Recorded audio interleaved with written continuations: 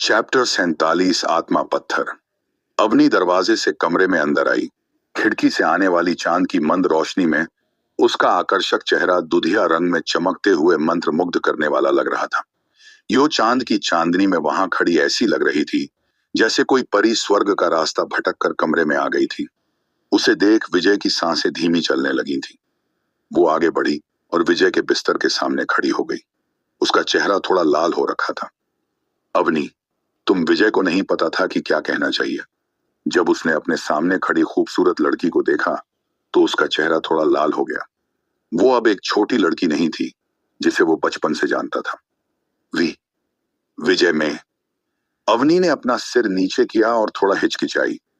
अचानक, मानो जैसे उसने कोई निर्णय ले लिया हो, उसने एक और कदम आगे बढ़ाया और कंबल के नीचे घुस गई। विजय वहां लेटा हुआ था। उसने एक भी मांसपेशी हिलाने की हिम्मत नहीं की। अवनी, तुम। अवनी का चेहरा चमकीला लाल था। उसकी आंखें एक चार्म के हिंट के साथ सिडक्टिवनेस लग रही थीं, जबकि साथ ही वो थोड़ी घबरा रही थी। वो थोड़ी देर के लिए हिचकिचाई, फिर थोड़ा साहस जुटाया और अंत में विजय से कहा, विजय, आप मेरे शरीर का दावा कर सकते हो। उसका लाल चेहरा शर्मिंदगी से और ज्यादा जलने लगा था। विजय हैरान रह गया। उसे नहीं पता था कि उसे हंसना चाहिए या रोना चाहिए। तुम क्या कह रही हो, पागल लड़की? विजय, मैं आपसे मजाक नहीं कर रही हूं, उसने धीरे से कहा। हम आपके कर्जदार हैं, लेकिन मुझे नहीं पता कि आपको और कैसे थैंक्स बोलूं। साथ ही मैं आपको पसंद भी करती हूं। विजय पर उसकी नजर डेयरिंग और पैशनेट थी। माँ ने मुझसे कहा था कि आप जब फ्यूचर में एक बड़े आदमी बन जाएंगे तो आपके पीछे बहुत सारी लड़कियां पड़ जाएंगी, इसलिए मुझे आपको किसी और चुड़ैल का नहीं होने देना चाहिए। मैं जैसे जैसे वो बोल रही थी, उसकी आवाज कोमल होती जा रही थी। विजय ने यह सब चुपचाप सुना। स्पष्ट रूप से उसकी उम्र का कोई भी लड़का अवनी जैसी खूबसूरत लड़की द्वारा पसंद किए जाने पर खुश होगा। वो भी उसकी फीलिंग्स के बारे में जानकर खुश था। उसे भी अवनी के लिए कुछ फीलिंग्स थी, लेकिन वो बस इतनी ही थी। इसके अलावा उसने सोचा कि अवनी अभी भी छोटी थी और उसे गैर जिम्मेदार नहीं होना चाहिए। वो मुस्कुराया, फिर अवनी के सिर पर बालों को सहलाते हुए बोला, पागल लड़की, तुम अभी भी बहुत छोटी हो। अवनी ने जब सुना कि विजय ने कहा कि वो छोटी हैं, तो उसने तुरंत जवाब दिया, मैं छोटी नहीं हूं। मैं पहले से ही 17 की हूं। मैंने सुना है स्कूल में कुछ लड़कियां की वो पहले से ही ऐसा कर चुकी हैं जब वो और भी छोटी थी। फिर उसने एक गहरी सांस ली और गुस्से में कहा, तो फिर मैं कितनी छोटी हूं? विजय ने अपनी हंसी को रोकने की कोशिश की और कहा, 17 साल की उम्र भी छोटी होती है। अवनी, मेरी बात ध्यान से सुनो। भले ही तुम आज अपने परिवार की मदद करने के लिए मेरे साथ वो सब करने के लिए तैयार हो, लेकिन मैं ऐसा नहीं चाहता। अवनी चुप थी। अचानक उसकी आंखों में आंसू भर आए। विजय, आप ऐसा इसलिए कह रहे हैं क्योंकि आप मुझे पसंद नहीं करते? नहीं, ऐसा कैसे हो सकता है? तुम बहुत सुंदर हो। मैं तुम्हें पसंद क्यों नहीं करूंगा? विजय ने मुस्कुराते हुए कहा। मुझे पता है ना? अवनी ने बड़बड़ाया। हाँ, मुझे पता है आप लोगों के प्रति बहुत दयालु हैं। जरूर आपकी पहले से ही कोई गर्लफ्रेंड होगी, है ना? बात करते हुए वो उदास लग रही थी। फिर वो फिर से उत्साहित दिखने लगी। विजय, अवनी भी आपको पसंद करती हैं। वो जो भी हो, मैं आपको उसका कभी नहीं होने दूंगी। यह कहते हुए वो धीरे से झुकी और अचानक उसके गाल पर किस कर लिया। फिर उसने कंबल पलट दिया और कमरे से बाहर भाग गई। फू। उसके जाने के बाद विजय ने राहत की सांस ली। अवनी की बॉडी मैच्योर हो रही थी। 1-2 साल में वो अहाना से बिल्कुल भी नहीं हारेगी। विजय ने लंबे समय तक अपने दिल में घबराहट महसूस की। आखिरकार वो शांत हो गया और सो गया। वो अगली सुबह बहुत जल्दी उठ गया। सुबह के नाश्ते के दौरान अवनी का चेहरा लाल हो रखा था। वो उसकी आंखों में देखने से कतरा रही थी। वैष्णवी ने जब उन दोनों को देखा तो वो खुद को मुस्कुराने से रोक नहीं पाई। श्रीकांत के पैर की हालत में रात भर में बहुत सुधार आ गया था। विजय ने उसे सलाह दी कि उसको 10 दिन तक ज्यादा घूमने फिरने से बचना चाहिए और ज्यादा से ज्यादा आराम करना चाहिए। विजय के पहाड़ों में जाने से पहले श्रीकांत ने उसे अच्छे से समझाया था कि वहां कभी कभी जहरीले सांपों या जंगली जानवरों को इधर उधर घूमते देखा जा सकता था, इसलिए उसे सावधान रहना होगा। उसके बाद विजय ने एक हथौड़ा लिया और पहाड़ों की ओर निकल पड़ा। बाहर निकलते समय वो कई ग्रामीणों के पास से गुजरा। सभी ने मुस्कुराते हुए उसका स्वागत किया और उसे गर्व भरी नजरों से देखा। पहाड़ में प्रवेश करने के बाद उसने अपने पैर फैलाए और बिजली की स्पीड से दौड़ने लगा।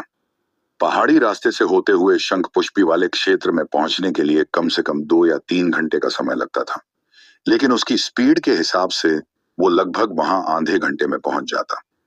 विजय एक धारा की कटी घाटी में खड़ा था और अपने सामने के हरे भरे पहाड़ों को देख रहा था। जिस क्षेत्र में शंख पुष्पी और जहरीले पुष्कला के फूल उगते थे, वो वहां से कुछ दूरी पर ही था। उस क्षेत्र में तीव्र रूप से मजबूत ऊर्जा का प्रवाह होना चाहिए था, लेकिन अब जब उसने इसे महसूस करने की कोशिश की, तो उस क्षेत्र में ऊर्जा का प्रवाह आसपास के वातावरण से अलग नहीं था। यह अजीब है। उस क्षेत्र की ओर दौड़ते हुए विजय बड़बड़ाया। लगभग 20 मिनट से भी कम समय में उसे शंखपुष्पी का डंठल मिल गया। उसकी टोपी एक छतरी जितनी बड़ी थी और ऐसा लग रहा था कि वो 2 या 3 शताब्दी पुराना था। चलो शुक्र है, शंखपुष्पी का डंठल अभी तक किसी ने नहीं लिया, विजय ने खुशी से कहा।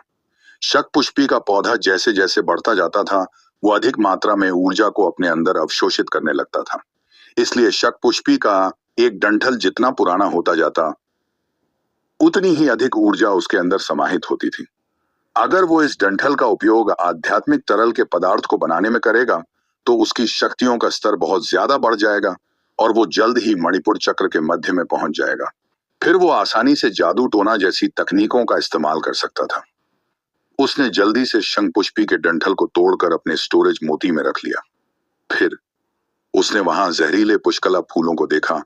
एक बार पूरे इलाके का चक्कर लगाने के बाद वो थोड़ा हताश हो गया। ये अजीब है, इस क्षेत्र में ऊर्जा का प्रवाह ना के बराबर है। आगे चलकर घने पुष्कला फूलों के क्षेत्र में एक पानी का तालाब था, जिसे देख उसने अपने मन में सोचा, मुझे लगता है कि इस तालाब में कुछ अजीब है। विजय जब तालाब के किनारे पहुंचा तो अचानक कुछ महसूस कर उसके दिल की धड़कनें तेज हो गई। अंदर से इतनी तीव्र गति से ऊर्जा क्यों निकल रही है? फिर उसने तालाब के चारों ओर घूमकर देखा, लेकिन उसे कुछ भी असामान्य नहीं मिला। जब तालाब के अंदर उसने झांक कर देखा तो अचानक उसे एक ख्याल आया, शायद पानी के अंदर कुछ हो सकता है। उसने अपने कपड़े उतारे और एक गहरी सांस ली, फिर तालाब में छलांग लगा दी। पानी बर्फ की तरह ठंडा हड्डियां जमा देने वाला था। पानी में कूदने के बाद उसने अपने आसपास देखने के लिए आंखें खोली। तालाब लगभग 8 से 9 मीटर गहरा था। वहां रोशनी बहुत कम थी। यदि उसकी दृष्टि सामान्य मनुष्यों की तुलना में कहीं बेहतर ना होती, तो वो कुछ भी नहीं देख पाता। उसने ध्यान से चारों ओर देखा, फिर देखा कि कीचड़ के नीचे से एक हल्की रोशनी निकल रही थी। वो क्या है? विजय तैरकर उस रोशनी के करीब गफ और हाथ से कीचड़ को हटाने लगा। वहां कीचड़ के नीचे शुद्ध सफेद जेड के 2 पत्थर थे। उनमें से एक मुर्गी के अंडे जितना बड़ा था, जबकि दूसरा केवल संगमरमर के आकार का था। जेड पत्थर बर्फ की तरह सफेद थे और उनमें से एक नरम चमक निकल रही थी। वो काल्पनिक कहानियों में पाई जाने वाली वस्तुओं की तरह लग रहे थे और उनके अंदर एक तीव्र ऊर्जा के प्रवाह को महसूस किया जा सकता था। इसके बाद उसने ध्यान से अपने हाथ में दोनों पत्थरों को रखा और उनका अच्छे से निरीक्षण करने लगा। तभी उसे अचानक एहसास हुआ कि वो क्या थे। आत्मा पत्थर। ये आत्मा के पत्थर हैं। आखिर ये आत्मा पत्थर क्या थे और इन्हें किस चीज के लिए इस्तेमाल किया जाता था? क्या अवनी सच में विजय को किसी और का नहीं होने देगी? आखिर क्या होगा? विजय की इस दिलचस्प कहानी का अगला पड़ाव जानने के लिए बने रहें। हमारी कहानी सुपर बिजनेसमैन के साथ सिर्फ और सिर्फ अब्दुल रहीम एक्सप्लेनर यूट्यूब चैनल पर। चैप्टर 48, उड़ने वाला जादुई मंत्र। प्राचीन काल में शक्तिशाली योद्धाओं द्वारा आत्मा पत्थरों का निर्माण एक गूढ़ तकनीक द्वारा किया गया था, जो आकाश और पृथ्वी से ठोस रूप में ऊर्जा को केंद्रित करती थी। यह आत्मा पत्थर सबसे महत्वपूर्ण संसाधनों में से एक थे जो एक योद्धा के पास हो सकते थे। उस समय आकाश और पृथ्वी द्वारा निकलने वाली शुद्ध ऊर्जा की कोई कमी नहीं थी, इसलिए इन आत्मा पत्थरों का आना अपेक्षाकृत आसान था। वर्तमान समय में ऊर्जा का प्रवाह दुर्लभ था और आत्मा पत्थर भी मिलना अविश्वसनीय रूप से दुर्लभ था। मैंने इस बार जैकपॉट मारा है। विजय बहुत खुश था। आत्मा पत्थरों और शंख पुष्पी के डंठल को अवशोषित कर यो आसानी से मणिपुर चक्र के मध्य या फिर अंतिम चरण में पहुंच सकता था। उसने दोनों आत्मा पत्थरों को स्टोरेज मोती में छुपाया, फिर दोबारा से तालाब में कुछ और खोजने लगा, इस उम्मीद में कि शायद उसे और कोई प्राचीन खजाना मिल जाए। लेकिन उसे और कुछ नहीं मिला। कुछ देर बाद वो तालाब से बाहर निकला। तालाब के बगल में बैठकर उसने अपने हाथ में आत्मा पत्थरों को रखा और खुशी महसूस की। ऐसा लगता है कि इन दोनों आत्मा पत्थरों की वजह से तालाब का पानी भी शुद्ध ऊर्जा के पानी में बदल गया है। यह पानी भी बहुत कीमती है, मुझे इसे बर्बाद नहीं करना चाहिए। इसके बाद उसने तालाब से बहुत सारा पानी लिया और उसे स्टोरेज मोती में रख दिया। फिर कुछ पुष्कला फूलों को भी तोड़ा और उनके कांटे साफ कर उनके डंठलों को भी स्टोरेज मोती में रख लिया और वहां से निकल गया। गांव लौटते लौटते दोपहर के 12 बज चुके थे। जब वो लौटा तो गांव का प्रवेश द्वार गतिविधि से भरा हुआ था। कारों का एक काफिला सीधी लाइन में चलते हुए पापड़ा गांव में प्रवेश कर रहा था। काफिले की सभी कारें लग्जरी कारें थीं। विजय ने देखा कि वो कारें प्रभास, मोहन और बाकी लोगों की थीं, लेकिन काफिले में पीछे चल रही एक दो कारों को उसने नहीं पहचाना। एक एक करके सभी कार गांव के प्रवेश द्वार से होते हुए एक खाली जमीन पर खड़ी हुई और जल्दी ही गांव की वो खाली जमीन गाड़ियों से भर गई। पूरे गांव में उत्साह का माहौल था। कई गांव वाले तो इस दृश्य को देखने के लिए अपने घरों से बाहर आए। गांव के बुजुर्ग काका और ग्राम परिषद के अन्य सदस्यों ने उनका स्वागत किया। जब विजय वहां पहुंचा तो लोगों का एक समूह उसका स्वागत करने भी आया। सबसे पहले प्रभास, मोहन और अन्य लोगों ने उससे हाथ मिलाया। फिर गांव के बुजुर्ग काका, जो गांव का मुखिया भी था, ने विजय का स्वागत किया। अंत में एक अधेड़ उम्र के व्यक्ति के साथ कुछ लोग चलकर उसके पास आए। अरे वाह, तुमसे मिलकर बहुत अच्छा लगा छोटे दोस्त। मेरा नाम सूरज जायसवाल है, झिरका कस्बे का मेयर। कल जो हुआ उसके लिए मुझे खेद है और मैं झिरका कस्बे पुलिस बल की ओर से माफी मांगने आया हूँ। मेयर सूरज ने उत्सुकता से विजय से हाथ मिलाया। आपसे मिलकर भी अच्छा लगा मेयर सूरज। विजय ने मुस्कुराते हुए उससे हाथ मिलाया। मैंने सुना है कि तुम यहाँ एक बागान स्थापित करना चाहते हो। यह एक बहुत अच्छा आइडिया है। पापड़ा गांव एक प्रदूषण मुक्त गांव है और यहाँ का प्राकृतिक वातावरण औषधीय जड़ी बूटियों की खेती के लिए एकदम सही है। नगर परिषद तुम्हारे साथ है। डीआईजी मिथिलेश ने मुझे तुम्हारा अच्छे से ख्याल रखने के लिए पहले ही फोन कर दिया था। चिंता मत करो, तुम्हें नगर परिषद से पूरा समर्थन प्राप्त है। अगर तुम्हें किसी भी चीज की जरूरत पड़े तो हमें बताना। मेयर सूरज ने उत्साह से कहा। बहुत बहुत धन्यवाद मेयर सूरज, विजय ने सम्मान के साथ कहा। हाँ हाँ, धन्यवाद कहने की कोई बात नहीं है। झिरका कस्बे में अपना व्यवसाय स्थापित करने के लिए तुम जैसे युवा प्रतिभाशाली लड़के को पाकर हम सम्मानित महसूस कर रहे हैं। मेयर सूरज ने हंसते हुए कहा। प्रभास आगे आया और बोला, विजय, मैं अपने साथ कुछ लोगों को बगीचे की प्लानिंग और कंस्ट्रक्शन की जगह दिखाने के लिए लाया हूँ। इसके अलावा मैं कुछ लोगों की एक टीम सड़क कंस्ट्रक्शन के लिए भी लाया हूँ। पंचायत घर की ओर बढ़ते हुए उन लोगों ने कुछ और बातचीत की। फिर वो बगीचे की प्लानिंग एंड कंस्ट्रक्शन टीम को जगह दिखाने के लिए वहां लेकर गए। विजय उन लोगों से शाम तक फ्री हुआ। अपनी श्री व्हीलर बाइक पर बैठ शहर पहुंचने से पहले वो अपने नाना नानी और अवनी के घर अलविदा कहने गया था। शहर पहुंचने के बाद उसने अहाना को फोन किया और रात का डिनर साथ में किया। विला पहुंचकर उसने शंखपुष्पी के डंठल को स्टोरेज मोती से बाहर निकाला और आध्यात्मिक तरल पदार्थ बनाना शुरू कर दिया। उसने एक एक करके अपनी हथेली में आध्यात्मिक तरल में इस्तेमाल होने वाली सभी जड़ी बूटियों को शुद्ध किया और उन्हें एक बाउल में डाल दिया। फिर शंखपुष्पी के डंठल को भी काट कर मिक्सिंग बाउल में डाल दिया। इसके बाद उसने सभी जड़ी बूटियों को एक साथ पीसना शुरू कर दिया। उसने ऐसा तब तक किया जब तक कि उनसे एक गाढ़ा तरल नहीं निकलने लगा था। लगभग 20 मिनट से भी कम समय में औषधीय जड़ी बूटियों की सुगंध कमरे में फैल गई। वाह या वाकई यह शंखपुष्पी सदियों पुरानी जड़ी बूटी है। इसकी गंध भी अलग है। आध्यात्मिक तरल से निकलने वाली गंध को सूंघ उसने सोचा। उसने पहले जीवनी भी जड़ी बूटियों का इस्तेमाल किया था। वो केवल दशकों पुरानी थी, मगर यह शंखपुष्पी का डंठल सदियों पुराना था। उसने थोड़ी देर बाद सभी जड़ी बूटियों व मिश्रण को पीसना बंद कर दिया। बाउल में एक सुनहरा तरल जगा हो रखा था। तरल थोड़ा चिपचिपा था और रंग पहले की तुलना में अधिक जीवंत था। इससे एक तीखी खुशबू निकल रही थी।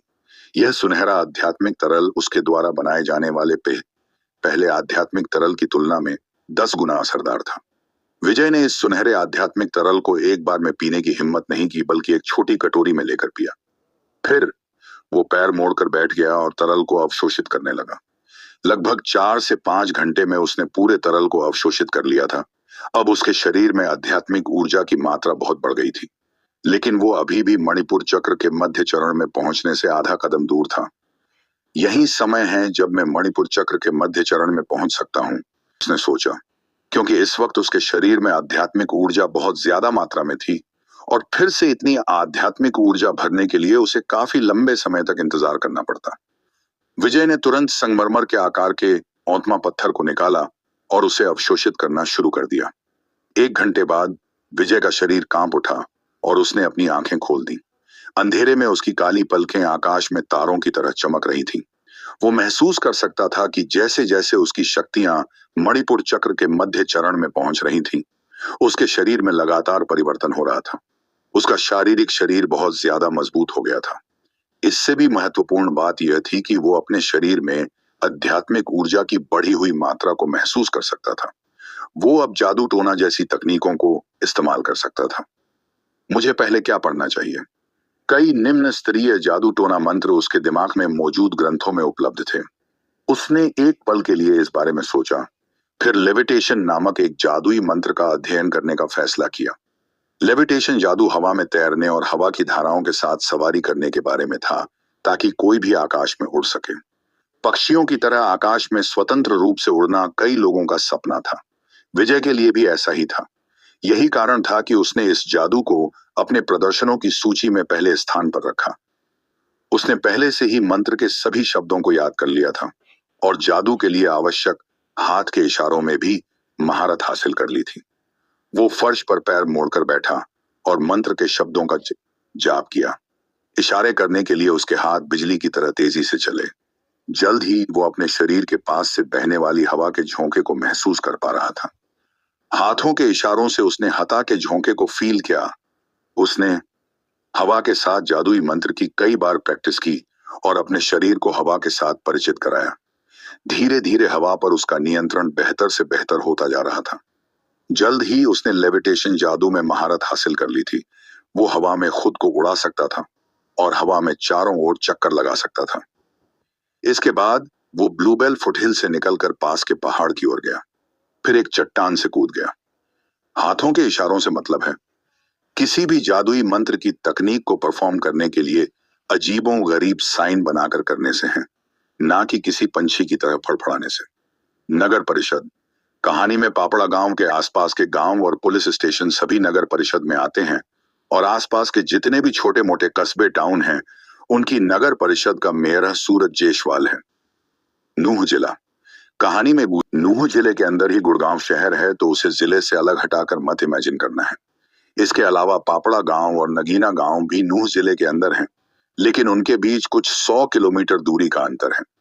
कहीं उड़ने के चक्कर में पहाड़ से कूदने पर विजय को कुछ हो तो नहीं जाएगा? आखिर क्या होने वाला है विजय की इस दिलचस्प कहानी का अगला पड़ाव जानने के लिए बने रहें। हमारी कहानी सुपर बिजनेसमैन के साथ सिर्फ और सिर्फ अब्दुल रहीम एक्सप्लेनर यूट्यूब चैनल पर।